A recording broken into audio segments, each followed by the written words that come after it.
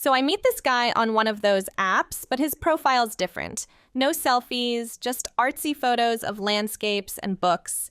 He messages me, and his vibe is so intense. He quotes Edgar Allan Poe and asks if I'm into the macabre. It's weird, but I'm intrigued. We agree to meet at a small art gallery for a horror-themed exhibit. It's a public place, so I figure it's safe. When I get there, he's already waiting, tall, dressed in all black, with this piercing stare. We're walking through the exhibit, and he starts telling me about his collection. I ask what he collects, and he says, objects with a history.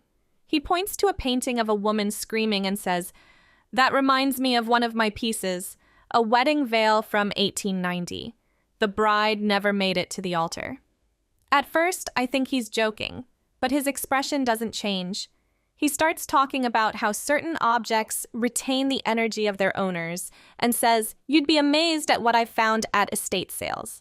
After the gallery, he asks if I'd like to see his collection. I hesitate, but curiosity gets the better of me. He says, "Don't worry, my place is just a short walk." We get to this old building, like creaky stairs and dim lighting, kind of old. His apartment is filled with shelves of dusty objects, clocks, mirrors, dolls. Everywhere I look, it feels like something's watching me. He gestures to a corner and says, "That's my favorite piece. It's an old rocking chair." He leans in and whispers, "Sometimes it moves on its own." I'm officially freaked out, but I try to laugh it off. Then he says, "Would you like to try something?" He pulls out an antique music box and says, "They say if you play this, you can hear whispers from the past." I'm about to decline when the lights flicker. He just smiles and says, "It happens sometimes." He winds up the music box, and this eerie, off-key tune starts playing. I swear I hear faint whispers, but it could just be my imagination, right? Suddenly, there's a loud crash in the kitchen. I jump, but he doesn't even flinch. He says, "That happens too." That's it. I grab my bag and say, I should really get going. He follows me to the door and says, "Wait, before you leave, take this."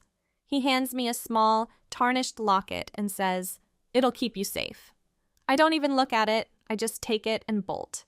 When I get home, I finally open the locket. Inside is a faded photo of a woman, and behind her, barely visible, is a shadowy figure. The next day, I get a text from an unknown number. "The locket suits you."